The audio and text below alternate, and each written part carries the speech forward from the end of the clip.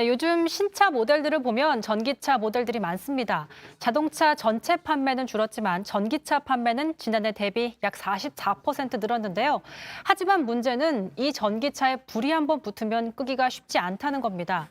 우리나라에서 지난해 용산구에서 비슷한 사고가 있었는데요. 그 당시 전기차 화재 사고의 진앙을 맡았던 소방관 양도영 소방관을 연결해서 얘기 들어보겠습니다. 나와 계시죠? 네, 네, 네, 지난해 용산 전기차 화재 당시 직접 불을 끄셨잖아요.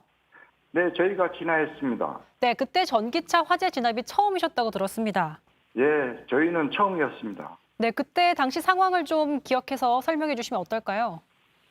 아, 그때 테슬라, 화재가, 대리운전자가, 그분을 모시고 가다가, 속도를 이기지 못해가지고 아파트 벽하고 부딪힌 사고였거든요. 네네. 그래가지고 화재가 발생했습니다. 그럼 화재가 어쨌든 그 배터리에서 일어난 것으로 보고 계신 건가요? 아, 저희가 일단은 요구조달을 구조하는 과정에서 그게 불이 이제 점화가 된 거죠. 아무래도 전기차다 보니까 다른 차량의 화재와는 좀 달랐던 부분이 있을까요? 아, 그러니까 좀 달랐습니다. 어떤 부분이 좀 달랐을까요? 화재가 전기차 배터리에서 발화가 돼서 진화하면은 꺼졌다가 다시 발화가 되고 반복적으로 일어나서 상당히 진화에 어려움이 있었고 시간이 오래 걸렸습니다. 상당히 어려움이 있었다 말씀하셨고 시간이 네. 오래 걸렸다 네네. 말씀하셨습니다. 보통은 그러니까 내연기관 차들은 진화하는데 얼마나 시간이 걸리나요? 아, 저희가 도착해서 경유나 휘발유 차량 같은 경우는 도착 즉시 한 10분 안에는 다 진화가 되거든요. 10분이요. 예, 예. 전기차 근데 같은 경우는 어떤가요? 네, 전기차 같은 거는 저희가 거의 1시간 이상 작업을 했습니다. 1시간 이상이면 거의 6배 이상의 시간이 걸리는 건데 사실 그렇게 되다 보면 물도 굉장히 많이 쓸 것 같거든요. 네, 제가 그때 화재 진화하고 와서 외국 사례들도 보고 많이 그랬거든요. 근데 네. 한 최하 10만 리터 이상을 사용해야 될 것으로 보고 있습니다. 10만 리터요. 10만 리터면은 네. 일반인들은 다 기억하지 못하시겠지만은 10만 리터 정도면 소방차 물탱크차 한 대가 4,500리터거든요. 네. 그러면 20대 이상을 거기다가 투여해야지 된다고 봅니다. 그리고 아까 말씀하실 때 불이 다 꺼졌다고 생각했는데 다시 발화했다고 말씀하셨잖아요. 네네네.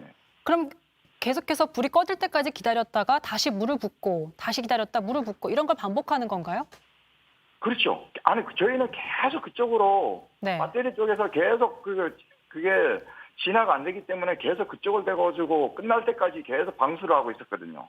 아, 진화가 안 돼가지고 꺼졌다 다시 살아났다를 계속 배터리가 계속 네. 살아났어요. 그럼 배터리가 정말 다 탈 때까지는 안심할 수 그렇죠. 없는 거네요? 네, 그렇습니다. 그럼 이런 걸 관련해서 사실 전기차가 요즘 많이 이제 판매가 되고 있는데 관련한 무슨 전기차 회사에서 제공한 뭐 진화 매뉴얼이라든가 교육 같은 게 있었을까요?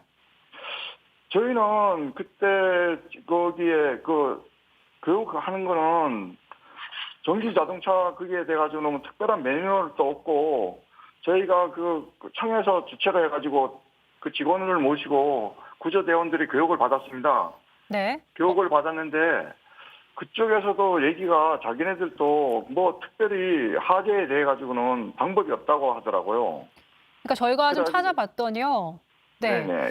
그래가지고 저희가 네네. 외국 사례를 제가 찾아보니까 외국 사례 같은 경우는 거기에 수조에다가 물을 채워가지고 차량이 화재가 나면은 전기차 화재가 나면은 그거를 담가서 진화하는 방법이 있고 네. 저번에 테슬라 저희들처럼 거기 배터리 쪽을 집중 방수를 해가지고 진화하는 방법이 있더라고요.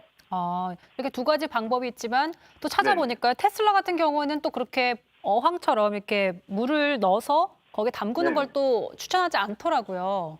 아, 그래요? 네네. 근데 매뉴얼에 사실 뭐 많은 양의 물을 사용할 것 이렇게 써 있는데 사실 많은 네. 양이라고 하면 소방관께서 보시기에도 이게 가늠이 가나요? 그러니까 저희가 아까 전에 얘기했다시피 최하 10만 리터 이상은 사용을 해갖고 방수를 해가지고 진화를 해야 될 것으로 봅니다. 네. 사실 근데 고속도로에서 만약에 사고가 나게 되면 그렇게 네. 많은 물을 어디서 끌어와야 할까요? 그래가지고 지금 저희들도 거기 만일 계획을 세우고 있는데 자체 계획을 만일 고속도로 같은데 하면은 탱크차를 계속 해가지고 지원을 받아야죠. 그렇게 되면 또 오는데 네. 시간도 걸리고 그렇죠. 화재 진압이 정말 쉽지 않겠네요. 네네.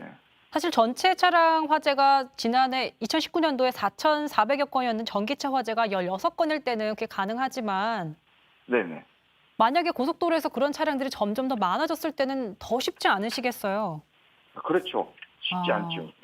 알겠습니다. 어려움이 이제 점차 많아질 것으로 예상됩니다. 그렇다면 전기차 화재가 났을 때 일반인이 할 수 있는 무슨 조치 같은 건 없을까요, 선생님? 일반인들이 조치할 건 없습니다. 일반인들이 뭐 그거를 소화기로 뭐 진화한다는 거는 불가능하고요. 신속하게 대피한 다음에 119로 신속하게 전해지는 게 최고인 것 같습니다. 빠르게 신고를 네. 전화를 하는 것밖에는 방법이 없군요. 네네. 네.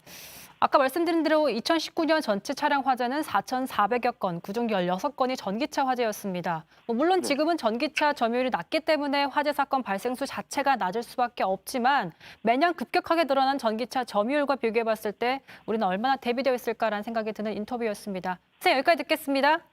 감사합니다. 네, 고맙습니다.